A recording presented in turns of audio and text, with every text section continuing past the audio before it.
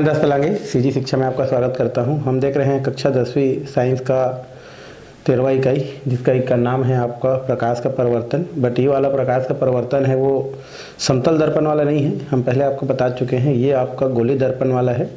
और इससे पहले वाला जो भी क्लास था उसमें गोली दर्पण क्या है, गोली दर्पण में उत्तल दर्पण क्या होता है, अवतल दर्पण क्या होता है, ये सब चीज़ हम लोग देख चुके हैं, है ना। और उसमें क्रियाकलाप भी करके देखे थे और उस क्रियाकलाप में कुछ चीज़ आपको बताया गया था। क्रियाकलाप 2 भी हम लोग देखे थे, बट उसमें थोड़ा सा कुछ और बच गया है, उसको हम लोग क्लियर करते हैं। इसमें आप देखे थे कि जो भी हमारा गोली दर्पण का जो क्या होता है, जो परावर्तक सतह होता है। परावर्तक सतह मतलब ये हमारा दर्पण है, तो ये वाला ऊपर वाला जो भाग है ये हमारा कौन सा है, परावर्तक सतह। ये हमारा उत्तल दर्पण है, उत्तल दर्पण। तो इस उत्तल दर्पण का जो क्या होता है, जो परावर्तक सतह है, अगर इस परावर्तक सतह को अगर हम क्या करते हैं, सूर्य की ओर रखते हैं, किसकी ओर रखते हैं, सूर्य की ओर रख देते हैं, तो उस स्थिति में सूर्य का प्रकाश से क्या करता है, इस पर आपतित होता है। क्या होता है हमारा, इस पर आपतित होता है। और आपतित होने के पश्चात ये जो प्रकाश है वो क्या हो जाता है, आपका परावर्तित हो जाता है। अब ये जो परावर्तित किरण होता है, उस परावर्तित किरण को हम क्या करते हैं, एक कागज़ लेते हैं और उस कागज़ पर क्या करते हैं, उसका जो भी परावर्तित किरण है उसको हम प्राप्त करने का क्या करते हैं, कोशिश करते हैं। तो स्टार्टिंग में तो क्या होता है आपका, वो जो भी किरण इस पर जो पड़ता है, परावर्तित जो किरण है वो आपका फैला हुआ दिखाई देता है। बट हम कागज़ को इधर उधर क्या करते रहते हैं, खिसकाते रहते हैं। और एक स्थिति ऐसा आता है कि सूर्य का जो प्रकाश है जो कि दर्पण पर क्या होता है, आपतित होता है, और जो परिवर्तित हो रहा है वो हमारे कागज़ पर एक बिंदु पर क्या हो जाता है, आपका प्राप्त हो जाता है ना। ऐसा हम क्या करते हैं, कागज़ को क्या करते रहते हैं, खिसकाते रहते हैं। अंततः एक स्थिति आ जाता है कि सूर्य का जो प्रकाश है वो कागज़ पर एक छोटा सा जो बिंदु होता है उस बिंदु पर क्या हो जाता है, प्राप्त हो जाता है। अब इसको हम लोग इतना ऐसा प्रयास करते हैं कि यह बिंदु छोटा से छोटा हो, है ना। तो इस प्रकार से हम लोग क्या करते हैं, सूर्य से प्राप्त होने वाला जो भी हमारा परावर्तित किरण होता है, उस परावर्तित किरण को हम लोग क्या करते हैं, कागज़ पर ऐसा जो है रूप में प्राप्त करना चाहते हैं कि छोटी से छोटी उसमें छोटी से छोटी क्या हो, प्रतिबिंब प्राप्त हो। ऐसा हम क्या करते हैं, कोशिश करते हैं। तो सबसे जो सूक्ष्मतम जो बिंदु होता है, सबसे जो सूक्ष्मतम क्या होता है, बिंदु जो प्राप्त होता है, वो बिंदु आपको क्या कहलाता है, फोकस बिंदु कहलाता है, या फोकस बिंदु के नाम से जाना जाता है। जो हम लोग क्या कर चुके हैं, पढ़ चुके हैं, उसे हम क्या बोलते हैं, फोकस बिंदु। मतलब सूर्य से परिवर्तित होने वाली जो भी विकिरण होता है, उस विकिरणों को अगर हम कागज में एकदम सूक्ष्मतम अगर क्या करें, बिंदु के रूप में प्राप्त करें, तो वो जो सूक्ष्मतम बिंदु होता है वही आपका फोकस बिंदु कहलाता है। और ये जो फोकस बिंदु होता है वो उसके वास्तविक प्रतिबिंब को क्या करता है, प्रदर्शित करता है।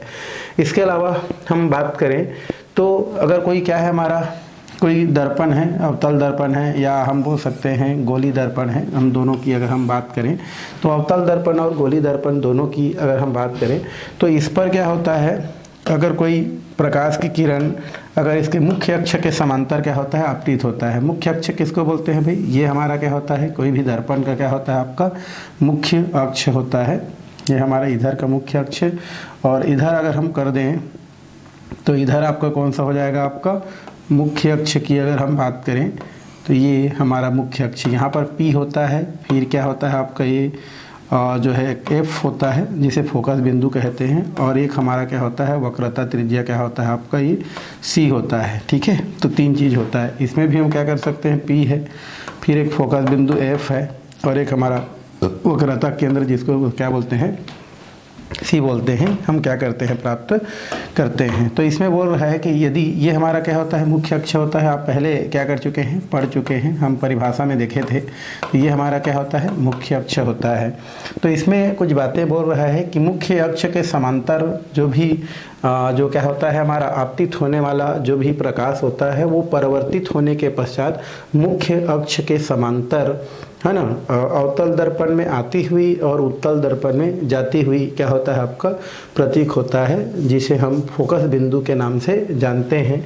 और ये जो फोकस बिंदु होता है, ये फोकस बिंदु आपका क्या होता है, F से यहाँ से दर्शाया जाता है। तो इसमें आपका इस प्रकार से एक आपका चित्र हम क्या कर सकते हैं, बना सकते हैं। यहाँ से भी इस प्रकार से एक चित्र बना सकते हैं। तो यहाँ पर बोल रहा है कि मुख्य अक्ष के समांतर ये मुख्य अक्ष है और इस मुख्य अक्ष के समांतर ये आपतित होने वाला जो भी हमारा क्या होता है, ये जो किरण होते हैं, जो भी प्रकाश होता है, ये प्रकाश परावर्तन के पश्चात मुख्य अक्ष के समांतर ही किससे, ये जो फोकस बिंदु होता है इससे जाता हुआ क्या होता है, प्रतीक होता है। जैसे हम इसको क्या कर सकते हैं, यहाँ से बता सकते हैं, ये आपका कहाँ जाएगा, इस तरीके से, ये भी कहाँ जाएगा आपका, इस तरीक़ा से। इधर हम लोग बात करें तो ये हमारा क्या हो रहा है, आपतित हो रहा है और ये देखो मुख्य फोकस से होता हुआ चल रहा है। इसकी अगर हम बात करें तो ये हम क्या कर सकते हैं, यहाँ से गया तो इधर आपका क्या हो जाएगा, मुख्य फोकस ये हो जाएगा, तो ये इधर जाता हुआ प्रतीक होगा। इसी प्रकार हम इसकी बात करें तो इस प्रकार से जाता हुआ क्या होता है, आपका प्रतीक होता है। ये हमारा क्या है, आपतित किरण है और ये आपका क्या है, आपका परावर्तित किरण है। उसी प्रकार और अगर हम बात करें जो वक्रता केंद्र है उससे अगर हम मिलान करें तो ये कुछ इस टाइप का क्या होता है, आपका प्राप्त होता है। ये रुको एक मिनट, ये ऐसा करके ये हम क्या कर सकते हैं, यहाँ से इसको इस तरह से क्या कर सकते हैं, मिला सकते हैं। यहाँ से भी हम क्या कर सकते हैं, इसको यहाँ से मिला सकते हैं। इसी प्रकार इसको यहाँ से मिला सकते हैं और इसको यहाँ से हम क्या कर सकते हैं, मिला सकते हैं। तो इसमें आपका ये बोल रहा है कि ये जो मुख्य अक्ष होता है उस मुख्य अक्ष के समांतर जो भी हमारा किरण क्या होता है, आपतित होता है, वो परावर्तन के पश्चात मुख्य, ये हमारा जो क्या होता है, जो फोकस बिंदु होता है उस फोकस बिंदु से होकर जाता हुआ क्या होता है, आपका प्रतीक होता है, आता हुआ प्रतीक होता है।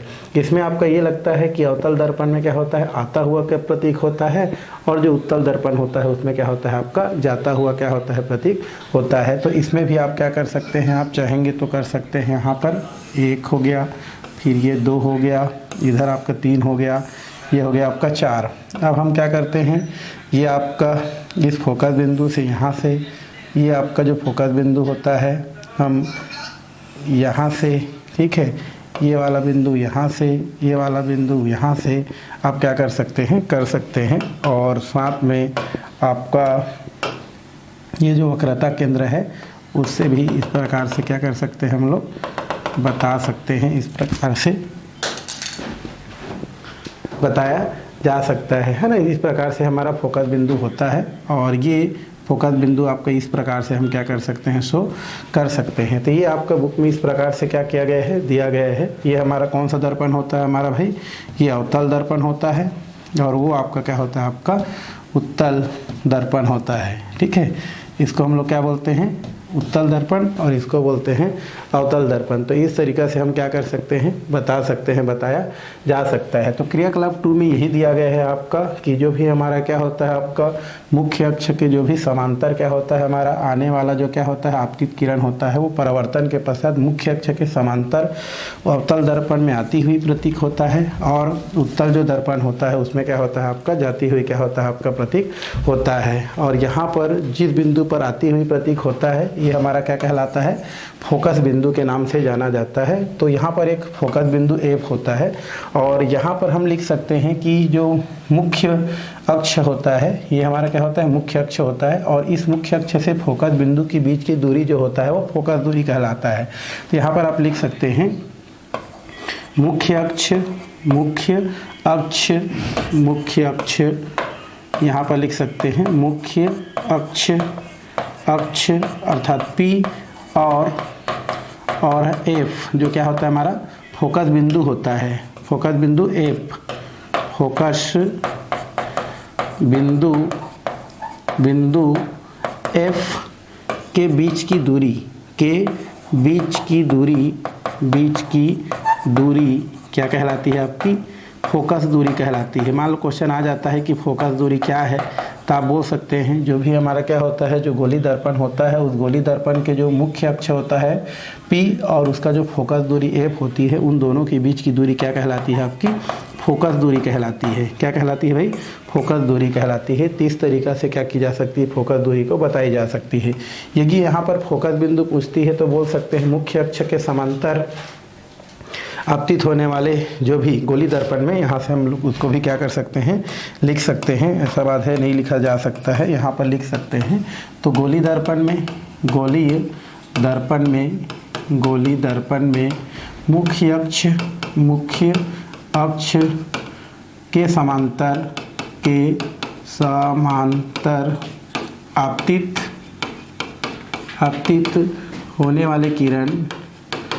होने वाले प्रकाश किरण या किरण परावर्तन के पश्चात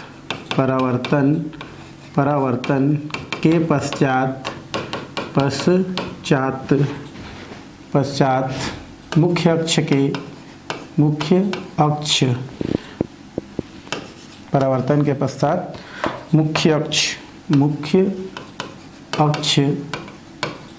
के समांतर आती हुई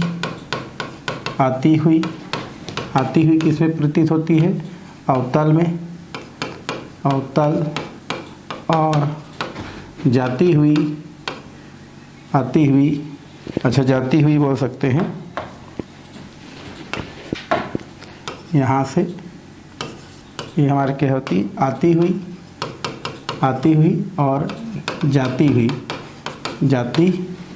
हुई किसमें जाती हुई भाई? हमारा उत्तल में जाती हुई, उत्तल में ना प्रतीक होती है।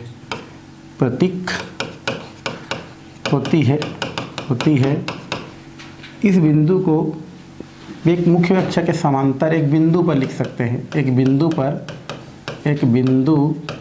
पर है ना, आती हुई और जाती हुई प्रतीक होती है, जिसे फोकस बिंदु कहते हैं।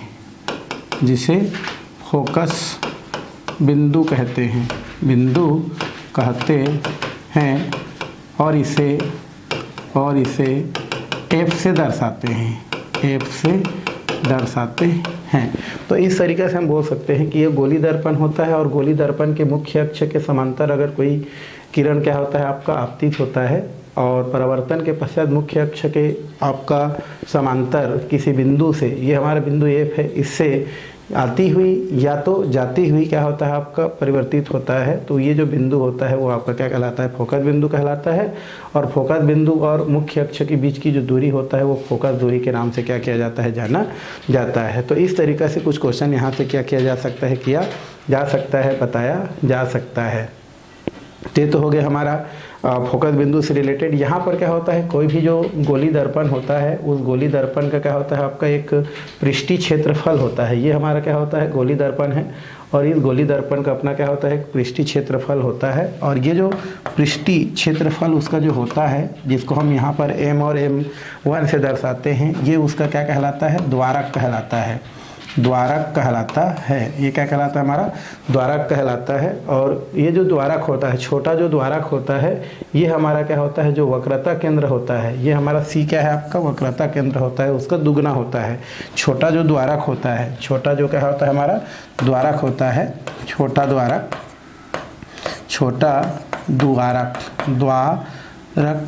द्वारक किसके? हमारे वक्रता केंद्र के दुगनी होता है। वक्रता केंद्र के दुगनी होता है। वक्रता केंद्र के क्या होता है? हमारा दुगुनी होता है। तो जो भी द्वारक होता है, ये द्वारक हमारा क्या होता है? ये जो वक्रता केंद्र होता है, इस वक्रता केंद्र के दोगुनी होता है, जिसे 2f से क्या किया जाता है? r बराबर 2f बोल सकते हैं। इस प्रकार से क्या किया जाता है? इसको दर्शाया जाता है। या f बराबर हम c बराबर लिख सकते हैं 2, है ना, यहाँ पर लिख सकते हैं। ये हमारा क्या होता है आपका? 2f बराबर 2r, इस प्रकार से बोला जा सकते हैं। तो हमारे ये जो छोटा द्वारक होता है वो वक्रता केंद्र के क्या होता है? हमारा दुगनी होता है हमारा। इस प्रकार से हम क्या कर सकते हैं? इसको लिख सकते हैं, 2f लिखा जा सकता है। तो ये आपका इस प्रकार से हम लोग क्या करते हैं? क्रियाकलाप जो 2 होता है उसमें हम लोग क्या कर सकते हैं? देख सकते हैं। तो यहाँ से आपको कुछ पता चल जाता है। जैसे हमारा मुख्य अक्ष क्या है? हमारा P, और फोकस बिंदु F के बीच की दूरी जो है क्या कहलाता है? फोकस दूरी कहलाता है। और आपका द्वारक क्या होता है वो भी बताया कि कोई भी हमारा जो दर्पण होता है, उस दर्पण का जो क्या होता है आपका? जो पृष्ठीय क्षेत्रफल, जिसे M और M1 से दर्शाते हैं, इनका जो भी क्षेत्रफल होता है वही द्वारक कहलाता है। और छोटा द्वारक जो होता है वक्रता केंद्र के क्या होता है? दुगनी होता है, जिसे हम लोग 2r है ना, 2f से क्या करते हैं इसको दर्शाते हैं। किससे दर्शाते हैं हम लोग? 2f से क्या कर सकते हैं, इस प्रकार से दर्शा सकते हैं, बताया जा सकता है। तो ये आपका हो गया, इससे रिलेटेड कुछ क्या हो गया बातें। तो अब चलते हैं हम लोग आगे की ओर, कुछ और बातें करते हैं। आगे दिया है गोली दर्पण की जो चिन्ह परिपाती होता है, इसको थोड़ा सा हम लोग क्या करते हैं, बात करते हैं, क्या है कैसा है, इसको थोड़ा सा हम लोग क्या करते हैं, देख लेते हैं। ठीक है भाई, चलिए अब हम जो चलते हैं आगे का जो टॉपिक है उसके ओर। ये है हमारा गोली सतह पर परावर्तन। गोली सतह क्या होता है भाई? ये हमारा आप जानते हैं उत्तल या तो क्या होता है हमारा अवतल होता है। तो इस गोली सतह पर जो भी हमारा क्या होता है, जो परावर्तन का जो भी नियम होता है या परावर्तन जो होता है वो वैसा ही होता है जैसे आप लोग क्या किए हैं, समतल दर्पण में देखे हैं आप। समतल दर्पण में जो है आपतित किरण, परावर्तित किरण या जो भी परावर्तन का जो नियम है वो नियम यहाँ पर गोली दर्पण में भी क्या होता है आपका लागू होता है, और वैसे ही लागू होता है जैसे कि आप समतल दर्पण में देखते हैं। जैसे हमारा क्या होता है, ये परावर्तक सतह है, यदि इस पर कोई किरण क्या होता है आकर के आपका आपतित होता है, और आपतित होने के पश्चात क्या हो जाता है आपका परिवर्तित हो जाता है।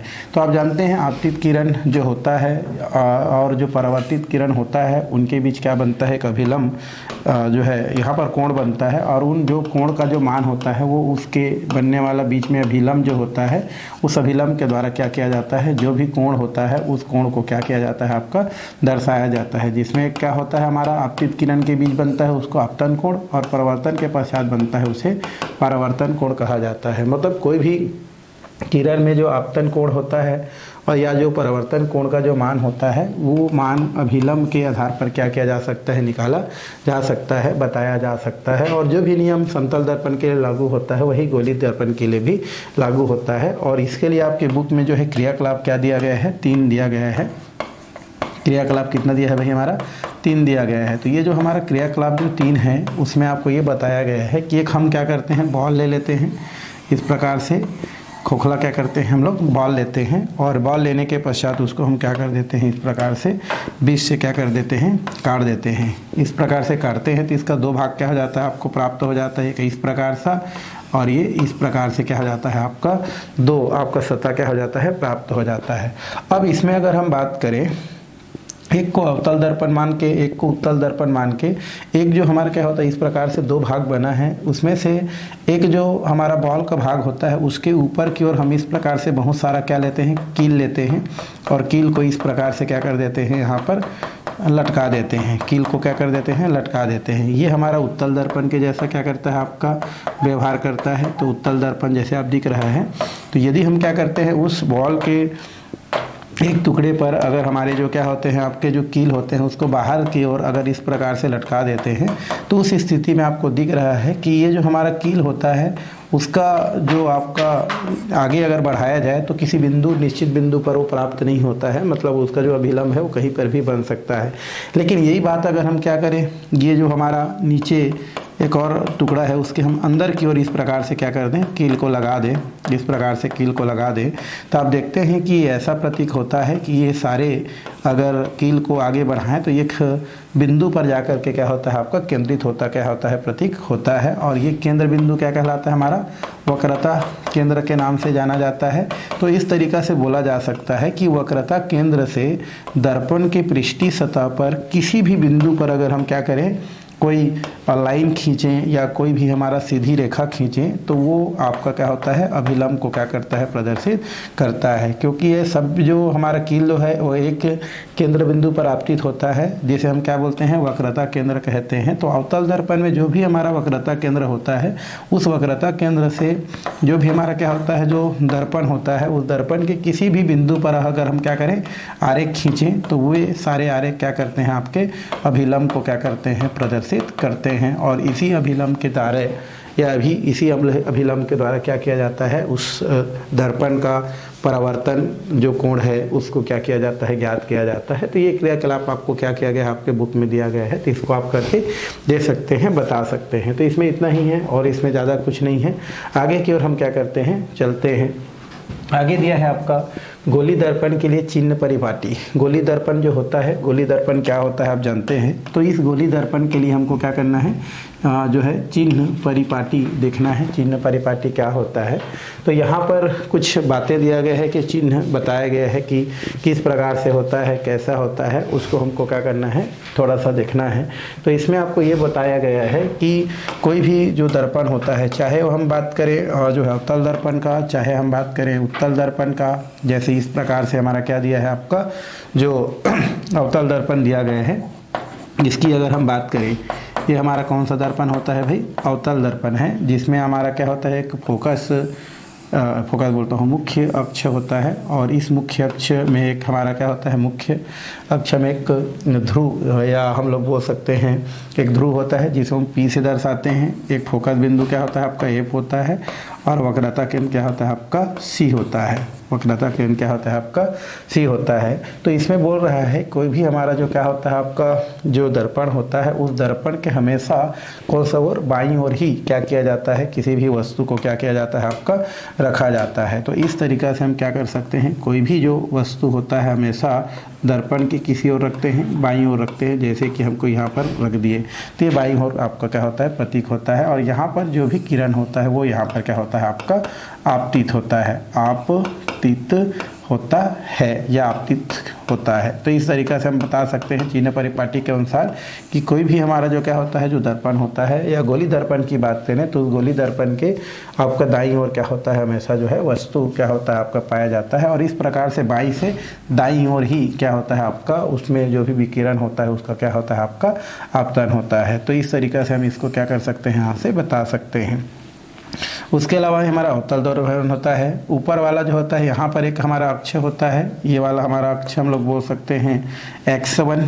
यहाँ से हम क्या बोल सकते हैं, इसको x1 से शो कर सकते हैं। इसको हम लोग x से क्या करते हैं, शो करते हैं, जिसमें x वाला भाग मुख्य अक्ष से x की दूरी, या मुख्य अक्ष से अधर फोकस या वक्रता केंद्र की बीच की दूरी हम क्या कर सकते हैं, यहाँ बता सकते हैं। तो आपका x तरफ का जो होता है उसको धनात्मकता से क्या किया जाता है, प्रदर्शित किया जाता है, धनात्मक से, है ना। और ये वाला जो भाग होता है उसको हम लोग क्या करते हैं, ऋणात्मक वाला भाग से क्या करते हैं, इसको प्रदर्शित करते हैं। तो ये वाला भाग क्या होता है भाई, हमारा ऋणात्मक वाला भाग होता है।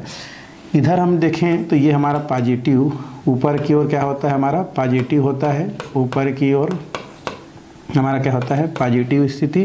और नीचे की ओर हम देखें तो यहाँ पर क्या होता है आपका निगेटिव, है ना, स्थिति आपको देखने को मिलता है। तो इस प्रकार से इसके लिए हम क्या कर सकते हैं, बता सकते हैं। नीचे की ओर करेंगे, नीचे की ओर तो क्या होता है हमारा ये पॉजिटिव होना क्या के नेगेटिव को दर्शाता है, ऊपर की ओर क्या करता है हमारा पॉजिटिव को क्या करता है, प्रदर्शित करता है। सेम इसके लिए हम क्या कर सकते हैं, उत्तल दर्पण के लिए भी इसको इस प्रकार से कर सकते हैं। ये हमारा क्या होता है, मेन बिंदु होता है, ये हमारा P हो गया, ये हो गया F हो गया, और ये हमारा क्या होता है आपका C होता है। तो यहाँ पर भी अगर हम बात करें तो यहाँ पर हम क्या कर सकते हैं, जो भी वस्तु होता है किधर रखते हैं, उसको बाईं ओर रखते हैं।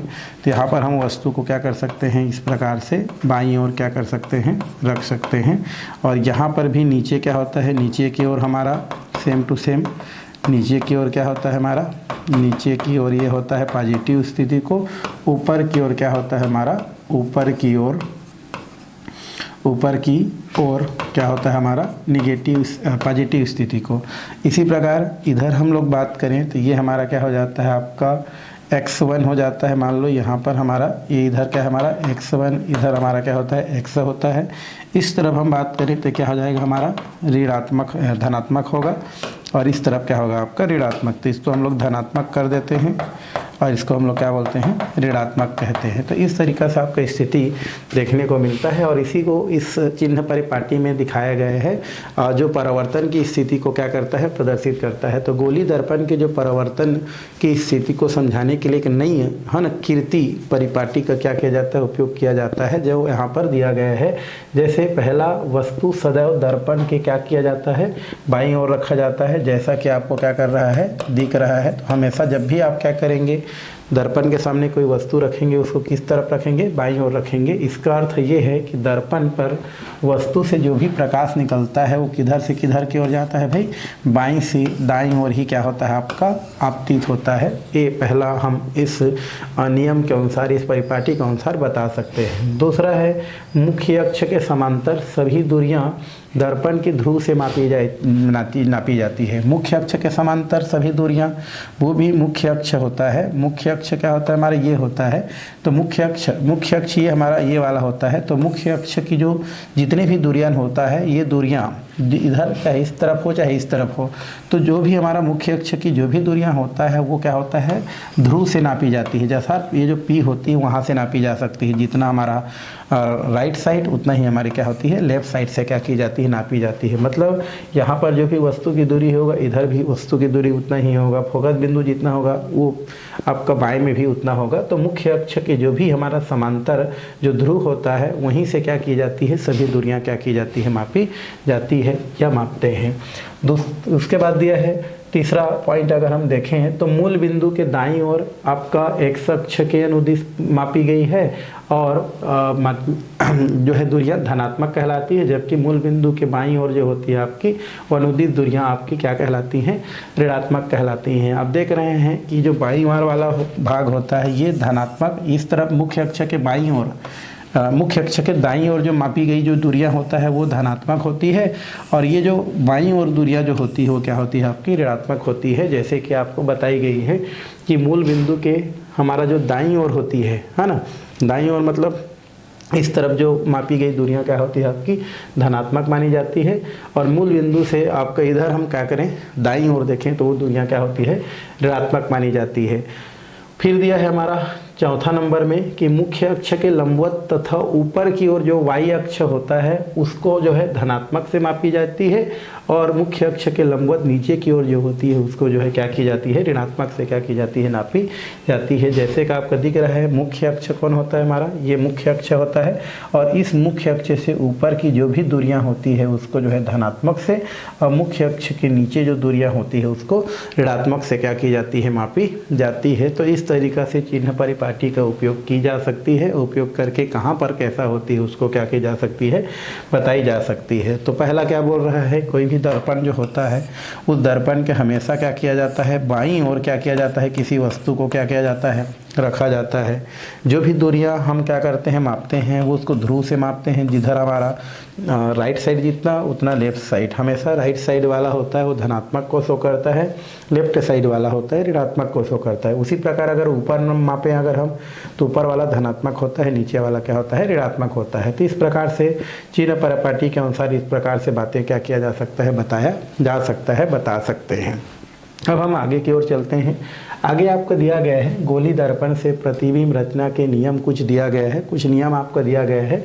गोली दर्पण से क्या दिया है आपका, प्रतिबिंब रचना की कुछ क्या दिया गया है आपका, नियम दिया गया है। और वो जो नियम है वो नियम हम यहाँ से क्या कर सकते हैं, बता सकते हैं। पहला, गोली दर्पण पर जो भी किरणें मुख्य अक्ष के समांतर क्या होती हैं, आपतित होती हैं, परावर्तन के पश्चात अवतल दर्पण के फोकस बिंदु से क्या हो जाती हैं, आपकी गुजर जाती हैं या देखने को मिलती हैं। तो क्या होता है हमारा, ये हमारा हम दर्पण ले लेते हैं, ये हमारा क्या है, दर्पण है। थोड़ा सा हम लोग दर्पण बना देते हैं। तो अगर हम बात करें गोली दर्पण से प्रतिबिंब रचना के नियम, तो गोली दर्पण पर जो किरण मुख्य अक्ष के समांतर क्या होती है, आपतित होती हैं, वो परावर्तन के पश्चात अगर हम देखें तो परावर्तन के पश्चात मतलब ये हमारा एक दर्पण हो गया, और ये हमारा क्या होता है आपका, ये मुख्य अक्ष, ये होता है हमारा मुख्य अक्ष, ये होता है हमारा फोकस, और ये होता है आपका वक्रता केंद्र। इस प्रकार से हम क्या कर सकते हैं, इसको बता सकते हैं। तो इसमें जो भी हमारा किरण क्या होता है आपका अवतल दर्पण के फोकस बिंदु पर आपतित होता है। मतलब हम यहाँ से क्या कर सकते हैं, ये आपका मुख्य अक्ष के समांतर आपतित होता है, और आपतित होकर के कहाँ से आपका फोकस बिंदु से क्या हो जाता है, आपका चला जाता है। इस प्रकार से क्या होता है, आपका प्रतीक होता है, बताता है, और इसको इस प्रकार से क्या किया जा सकता है, दर्शाया जा सकता है। तो ये हमारा किरण क्या होता है, मुख्य अक्ष के समीप में क्या होता है, या समांतर आपतित होता है, और फिर ये फोकस जो हमारा क्या होता है बिंदु से होकर क्या हो जाता है आपका चला जाता है। सेम हम क्या कर सकते हैं, उत्तल दर्पण में भी कर सकते हैं। उत्तल दर्पण में क्या होता है आपका, इस प्रकार से हम बता सकते हैं, ये हमारा P होता है, ये हमारा क्या होता है F होता है, और ये हमारा क्या होता है C होता है। तो यहाँ पर जो भी हमारा क्या होता है, जो आपका विकिरण जो होता है वो इस प्रकार से क्या होता है आपका जाती हुई प्रतीक होता है। मतलब ये जो है आपका फोकस बिंदु से जाती हुई क्या होता है प्रतीक होता है, और इस तरीक़े से इसको क्या किया जा सकता है, दर्शाया जा सकता है। तो ये हमारा आपतित किरण, और ये हमारा क्या हो जाता है परिवर्तित किरण। ये किस में होता है हमारा उत्तल दर्पण में, और ये हमारा होता है कौन सा दर्पण में, अवतल दर्पण में। तो इस तरीक़ा से क्या किया जा सकता है, बताया जा सकता है कि गोली दर्पण से प्रतिबिंब रचना के नियम क्या है। तो गोली दर्पण पर जो किरण मुख्य अक्ष के समांतर आपतित होता है वो परिवर्तन के पश्चात अवतल दर्पण में बोलेंगे। तो अवतल दर्पण में वो फोकस बिंदु से होकर क्या हो जाती है आपकी जाती हुई प्रतीत होती है, क्योंकि आपतित किरण है, ये हमारा क्या है आपतित किरण है, और आपतन के पश्चात क्या करती है मुख्य जो बिंदु होती है फोकस बिंदु उससे जाती हुई प्रकृति होती है। और उत्तल दर्पण में भी फोकस बिंदु से वो आती हुई, देखो ये फोकस बिंदु से क्या दिख रहा है, आती हुई क्या होती है आपकी प्रतीक होती है इस प्रकार से। तो ये पहला पॉइंट क्या की जा सकती है, इस प्रकार से बताई जा सकती है। तो आज का क्लास यहीं पर समाप्त की जाती है। आने वाला क्लास में जो है हम लोग जो है आगे के देखने वाले हैं।